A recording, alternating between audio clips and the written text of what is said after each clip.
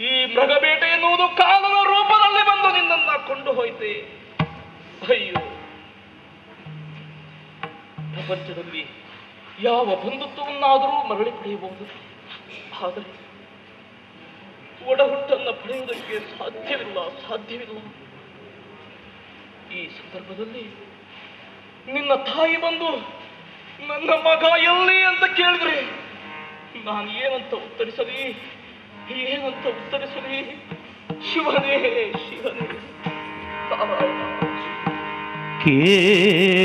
ಕೇಳಿದಳು ಮಗನಳಿದ ವಾರ್ತೆಯ, ಕೇಳಿದಳು ಮಗನಳಿದ ವಾರ್ತೆಯ. ಲೋಲಲೋಚನೆ ದುರುಚಿಸೋಗದಿ ಗೋಳಿಡುತ್ತ ಸಭೆಗಾಗಿ ಬಂದಳು,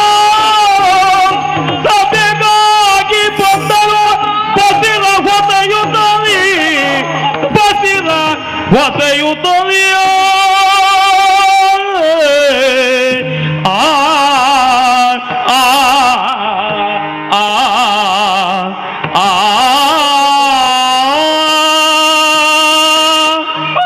ಎಲ್ಲಿ ಗೈದಿದೆಯೋ ಚಿನ್ನ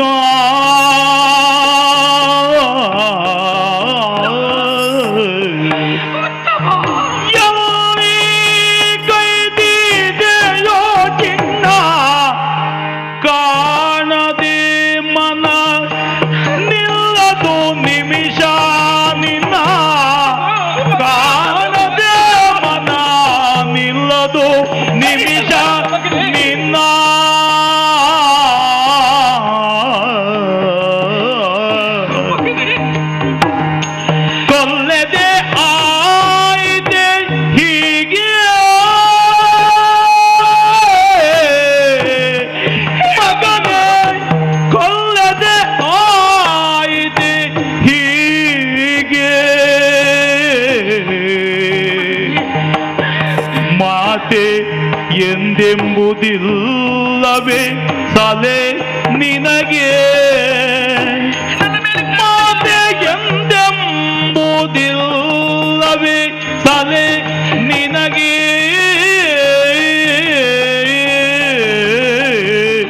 ಎಲ್ಲಿ ಗೈದಿದೆಯೋ ಕಂದ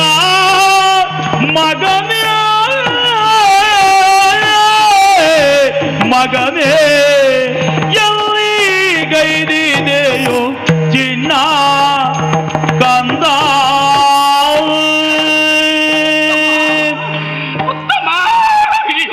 ಸಹಿಸಲಾರಿನ ಮಗನೇ, ಕರ್ಣ ಕಠೋರವಾದಂತಹ ವಾರ್ತೆಯನ್ನ ಕೇಳಿ ಸಹಿಸುವ ಶಕ್ತಿ ನಿನ್ನ ತೊಡಲಿಗಿಲ್ಲುವ ಮಗನೇ, ತೊಡಲಿಗಿಲ್ಲುವ ಮಗು.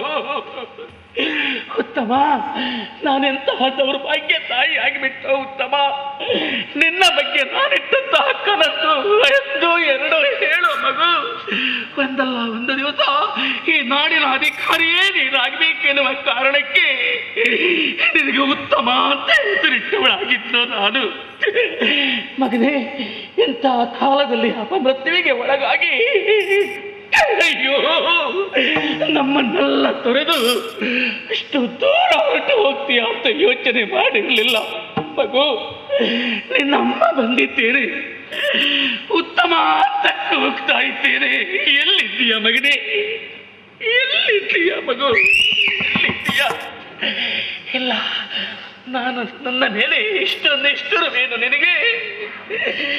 ನನ್ನ ಕುರಿತು ನಿನ್ನ ಹೃದಯ ಹೋಗಿದೆಯೇನು?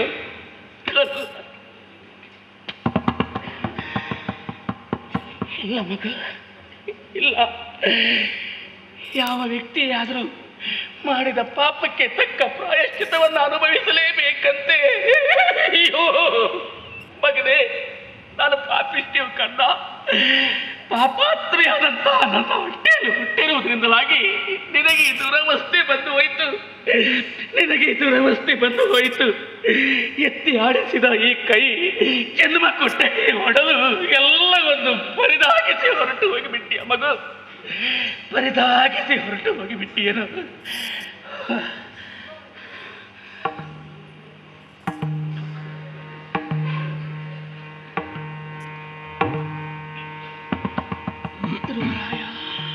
ಯಾಕೆ ಮರುಗುವೆ ಧ್ರುವರಾಯ?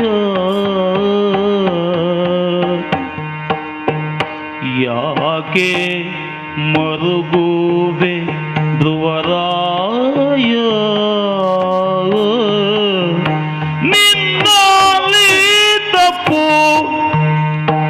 ನಿನ್ನಲ್ಲಿ ತಪ್ಪು ಸೋಗದು ಕದುಳಿ ಸಯ್ಯ. ನಿನ್ನಲ್ಲಿ ತಪ್ಪು ಸೋಗದು ಕದುಳಿ ಸಯ್ಯ.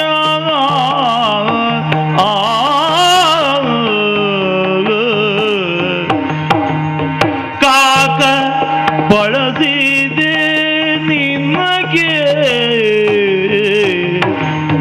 ಕಾಕ ಬಳಸಿದೆ ನಿನಗೆ. ಅದರಿಂದಲಿಂದ ಶೋಕ ಸವನೀಸಿ ಎನಗೆ, ಅದರಿಂದಲಿಂದ ಶೋಕ ಸವನೀಸಿ ಎನಗೆ.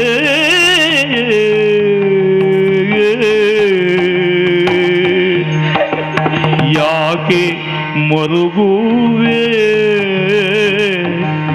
ಯಾಕೆ ಮರುಗುವೆ ಧ್ರುವರಾಯ? ನಿನ್ನಲ್ಲಿ ತಪ್ಪು ಸೋಗದು ಗದುಳಿ ಸಯ್ಯ.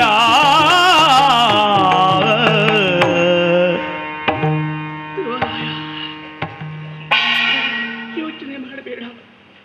ನಮ್ಮನನ್ನ ಕಳೆದುಕೊಂಡಂತಹ ನೋವು ನಿನ್ನನ್ನು ಬಾಧಿಸುತ್ತಾ ಉಂಟು ಅನ್ನೋದು ನಾನು ಅರ್ಥ ಮಾಡಿಕೊಳ್ತಾ ಇದ್ದೇನೆ. ನಿನ್ನಿಂದ ಯಾವ ತಪ್ಪು ಘಟಿಸಿ ಹೋಗಲಿಲ್ಲ. ತಪ್ಪಾದದ್ದೆಲ್ಲವೂ ನನ್ನಿಂದಲಾಗಿ ಅಂತ ನಾನು ಒಪ್ಪಿಕೊಳ್ತಾ ಇದ್ದೇನೆ. ಅಮ್ಮ, ಈ ಮೊದಲು ನಿನ್ನನ್ನು ಇಹಲೋಕದಿಂದ ಕಳಿಸಬೇಕು ಎನ್ನುವ ಕಾರಣಕ್ಕಾಗಿ ಎಷ್ಟೋ ಪ್ರಯತ್ನ ಮಾಡಿದವಳು ನಾನಾಗಿದ್ದೆ ಮಗನೇ. ಆ ಪಾಪಕ್ಕೆ ತಕ್ಕ ಶಿಕ್ಷೆಯನ್ನು ನಾನೀಗ ಅನುಭವಿಸ್ತಾ ಇದ್ದೇನೆ, ನಾನೀಗ ಅನುಭವಿಸ್ತಾ ಇದ್ದೇನೆ. ನಾನು ಪಾಪಿಷ್ಟೆ, ನಾನು ದುರಾತ್ಮೆ, ನಾನು ದುಷ್ಟೆ. ನನ್ನನ್ನು ಕ್ಷಮಿಸಿ ಬಿಡು, ಕ್ಷಮಿಸಿ ಬಿಡು.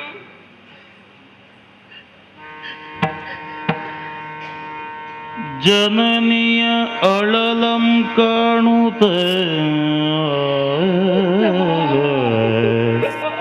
ಜನನಿಯ ಅಳಲಂ ಕಾಣುತ್ತ, ಮನದೋಳ್ ಕಡುನೊಂದು ಮರುಗುದ ಧ್ರುವರಾಯ. ಮನದೋಳ್ ಕಡುನೊಂದು ಮರುಗುತ್ತ ಧ್ರುವರಾಯ. ಜನನಿಯ ಅಳಲಂ ಕಾಣುತ್ತ, ಮನದೊಳ್ ಕಡುನೊಂದು ಮರುಗುತ್ತ ಧ್ರುವರಾಯ. ಆ ಆ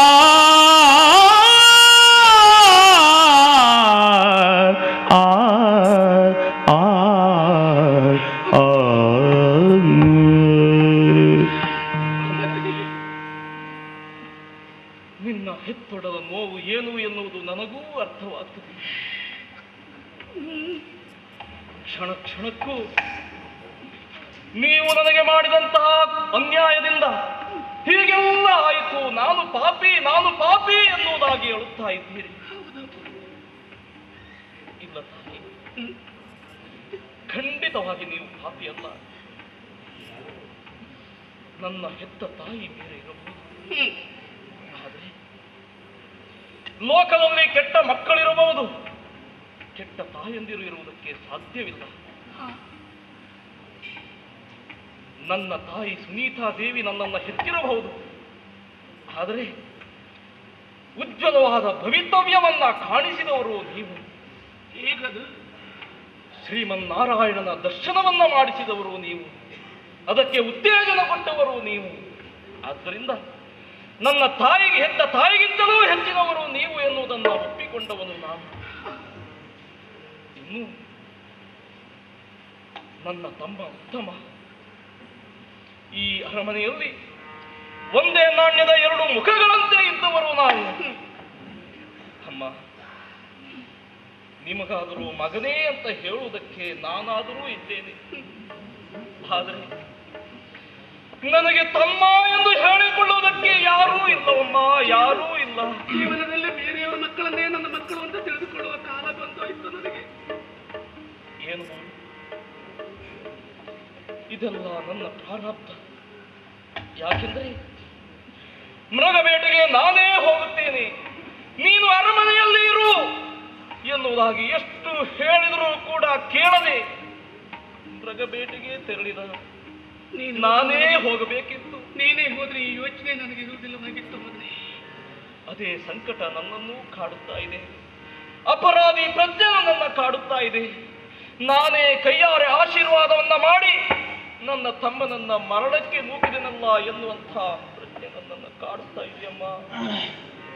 ನೀನೆಷ್ಟೇ ನನ್ನನ್ನು ಸಮಾಧಾನಗೊಳಿಸಿದರು, ಸಂತೈಸಿದರು, ಕಳೆದುಕೊಂಡ ಮಗನನ್ನ ತಿರುಗಿ ಪಡೆಯುವುದಕ್ಕೆ ಸಾಧ್ಯ ಆಗ್ತದೆಯೇನೋ? ಪುತ್ರ ಶೋಕ ಇದು ನಿರಂತರ ಅಲ್ವೇ?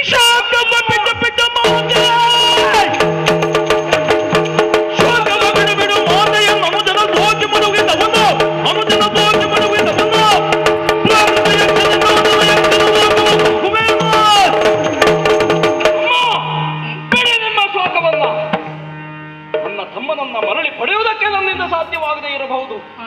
ಆದರೆ ನನ್ನ ತಮ್ಮನ ಮರಣಕ್ಕೆ ಕಾರಣರಾದಂತಹ ಯಕ್ಷರು ಯಾರೇ ಇರಲಿ, ಆ ಯಕ್ಷರ ವಂಶವನ್ನೇ ಪೂರ್ಣ ಮಾಡುತ್ತೇನೆ. ಕೊಡಿಯಪ್ಪಣೆ. ಯಕ್ಷ ಸಮೂಹವನ್ನು ನೀನು ಗೆಲ್ಲಬಹುದು ಮಗನೇ, ಆದರೆ ಯುದ್ಧಷ್ಟಕ್ಕೆ ನಿಲ್ಲುವುದಿಲ್ಲ. ಎಲ್ಲಿಯಾದರೂ ಕೆರಳಿ ಆ ಕುಬೇರ ಬಂದ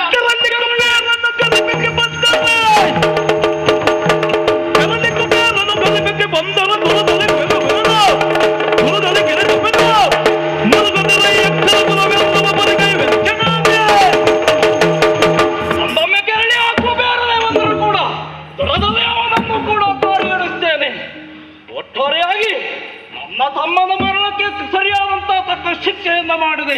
ಅರಮನೆಗೆ ಹಿಂದಿರುಗದಾರೆ. ಕೊಡಿಯಪ್ಪಣೆ.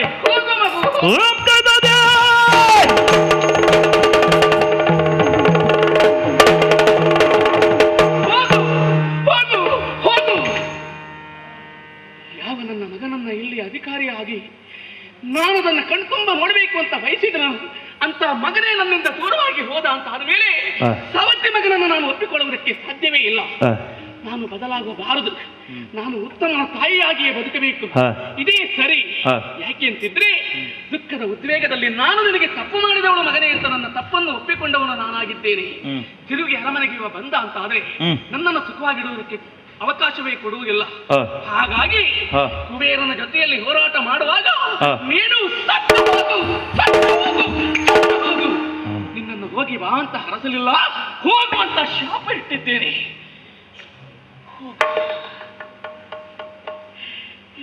ಹೋಗಬಹುದು, ಆದ್ರೆ ಈಗಾಗಲೇ ಹೋದ ನನ್ನ ಮಗನನ್ನ ನಾನೊಮ್ಮೆ ಕಣ್ಣು ತುಂಬ ನೋಡಬೇಡವೇ? ಅನಾಥ ಹೆಣವಾಗಿ ಅಡವಿಯಲ್ಲಿ ಬಿಟ್ಟಂತ ನನ್ನ ಮಗುವಿನ ಹೆಣವನ್ನಾದರೂ ನೋಡಬೇಕು. ಹಾಗಾಗಿ ಈ ಅರಮನೆಯಲ್ಲಿ ನಾನಿರಲಾರೆ.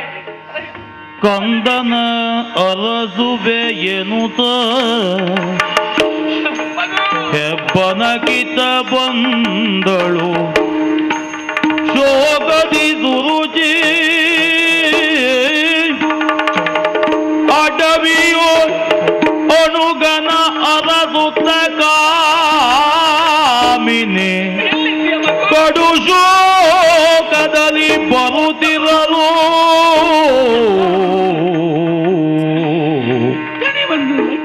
ಮಗನನ್ನು ಹುಡುಕುತ್ತಾ ಬಂದ್ರೆ ಯುದ್ಧವಾದ ಕಣ್ಣಿಗೆ ಗೋಚರಿಸುವುದಿಲ್ಲ.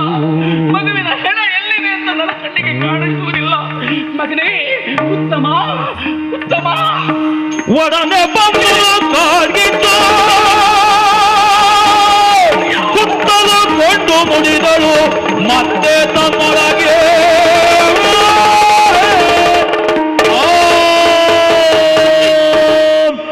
ಎಂತಹ ವಿಚಿತ್ರ. ನನಗೆಂತಲೂ ಪೂರ್ವದಲ್ಲಿ ನನ್ನನ್ನು ಕಬಳಿಸುವುದಕ್ಕೆ ಕಾಡಿಗೆ ಬೆಚ್ಚಿ ಆವರಿಸ್ತಾ ಇದೆಯಲ್ಲ, ಎಲ್ಲಿ ಹೋಗ್ಲಿ? ಹೇಗೆ ತಪ್ಪಿಸಿಕೊಳ್ಳಲಿ? ಹೇಗೆ ತಪ್ಪಿಸಿಕೊಳ್ಳಲಿ?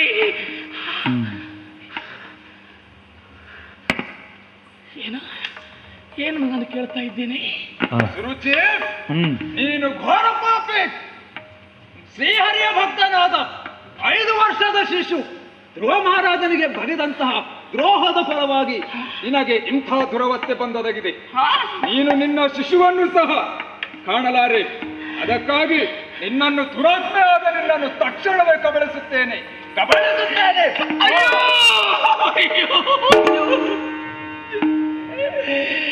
ಕೊನೆಗೂ ಸತ್ಯವಾಗಿ ಹೋಯಿತು, ಕೊನೆಗೂ ಸತ್ಯವಾಗಿ ಹೋಯಿತು. ಧ್ರುವನಿಗೆ ಮಾಡಿದ ಅನ್ಯಾಯದಿಂದಾಗಿ ಸತ್ತ ಮಗುವಿನ ಹೆಣವನ್ನು ಕಾಣುವ ಅವಕಾಶವನ್ನು ನಾನು ಕಳೆದುಕೊಂಡು ಬಿಟ್ಟೆ. ಈ ಮೊದಲು ನಾನು ಧ್ರುವನಿಗೆ ಕೈದ ಅನ್ಯಾಯ ಒಂದೇ ಎರಡೇ, ಯಾವ ತಾಯಿಯು ಈ ರೀತಿಯಾಗಿ ವರ್ತಿಸುವುದಕ್ಕೆ ಸಾಧ್ಯವೇ ಇಲ್ಲ. ಸರಿ, ನನ್ನಂತಹ ಪಾಪಿಷ್ಠೆಯನ್ನು ಬದುಕಿರಬಾರದು. ನಾನು ಸಾಯಲೇಬೇಕು, ನಾನು ಸಾಯ